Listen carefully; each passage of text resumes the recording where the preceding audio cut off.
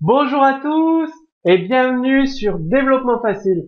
Donc encore un nouveau cours dédié à jQuery Mobile. Donc dans ce cours, vous allez apprendre je vous donne pas toutes les méthodes et les propriétés, mais en tout cas les méthodes qui vous seront le plus utiles avec les propriétés qui vous serviront dans la création de vos applications pour les smartphones et les tablettes avec le framework jQuery Mobile. Donc, par exemple, vous avez une option pour rafraîchir la page. C'est-à-dire, lorsque jQuery Mobile reçoit une page du serveur, il analyse toutes les balises, il applique des styles CSS et après il affiche la page donc dans des formats assez sympas pour l'internaute. Par contre, si vous modifiez la page après son affichage, donc en manipulant le DOM, les nouveaux éléments créés ils vont être affichés au format classique HTML. Bien, il existe la méthode rafresh de jQuery Mobile pour forcer jQuery Mobile à rafraîchir ces éléments et à les afficher au format jQuery Mobile. Donc la méthode rafresh, elle s'applique à plusieurs éléments comme les listes, tout ce qui est les éléments de formulaire, checkbox radio, slider, les boutons, les menus.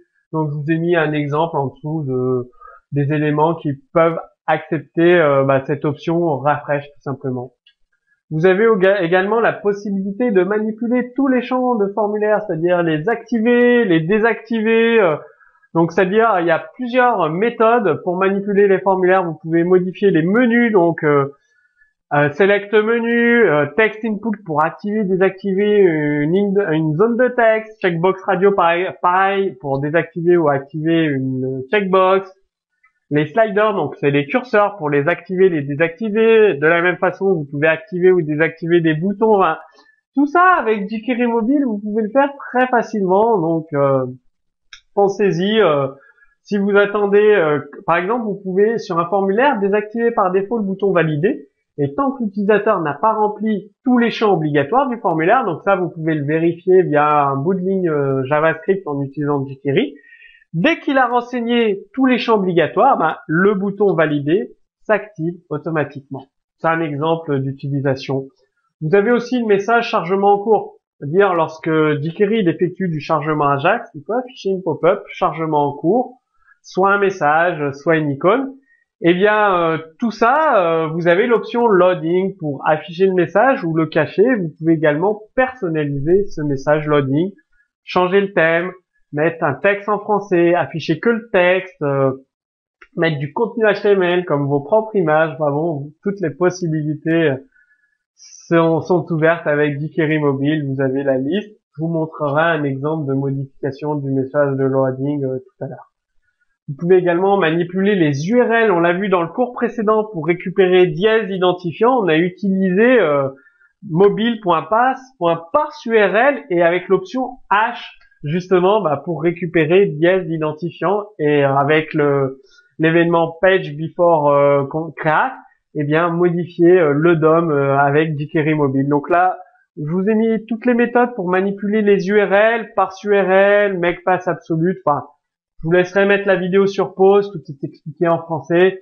Le mieux, c'est que vous testiez directement ces options dans vos applications pour mobile, comme ça vous verrez directement le fonctionnement. Et vous avez également l'option mobile.pass.parseURL avec l'URL en paramètre, ça retourne un objet qui contient différentes propriétés. Dans le cours précédent, on l'a utilisé, comme je vous l'ai dit, parseURL avec l'objet qui nous a été retourné.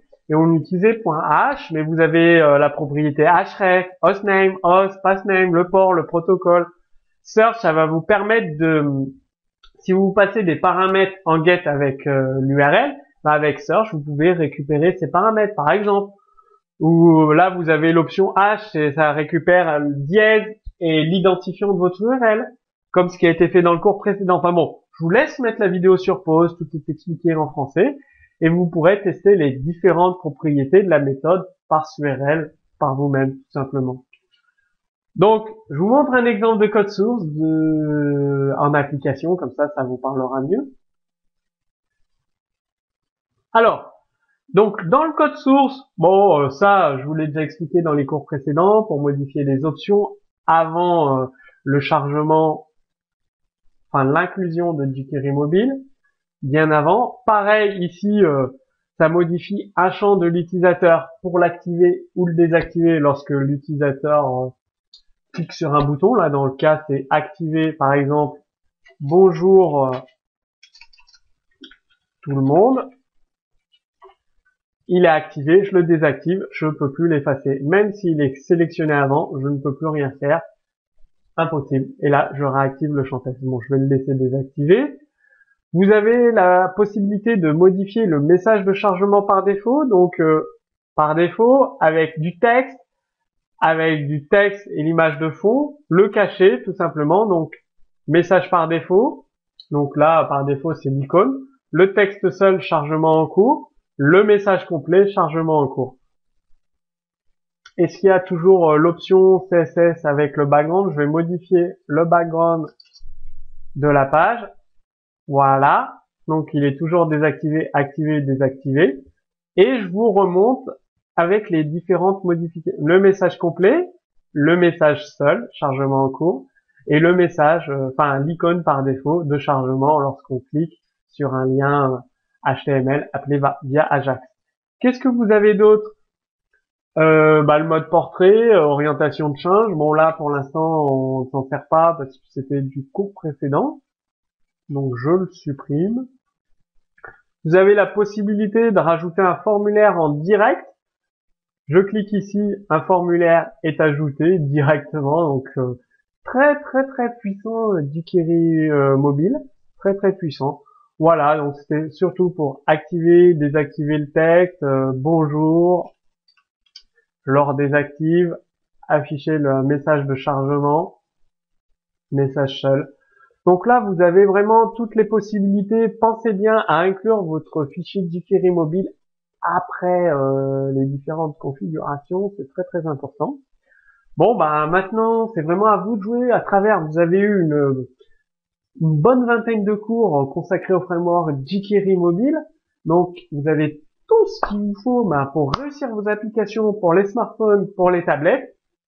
Sous ce cours vidéo, vous retrouverez le code source complet qui est utilisé dans ce cours. Sous cette vidéo, vous avez également la possibilité de me poser toutes vos questions. Donc maintenant, je vous invite à consulter la deuxième vidéo, c'est-à-dire au-dessus de cette vidéo, vous avez une icône cliquable où vous attendez la fin de cette vidéo. Vous aurez un lien cliquable, c'est-à-dire à la fin de la vidéo, elle se transforme en clic, cette vidéo, en lien cliquable. Et ça va vous cliquez dessus, ça va vous renvoyer vers la deuxième vidéo. Et donc, dans la deuxième vidéo, je vous explique comment vous pouvez apprendre toutes les possibilités du framework jQuery, jQuery UI, jQuery mobile et Dojo. Donc, attendez la fin de cette vidéo. Elle va se transformer en lien cliquable et on se retrouve tout de suite dans la deuxième vidéo. Donc, je vous dis à tout de suite sur Développement Facile.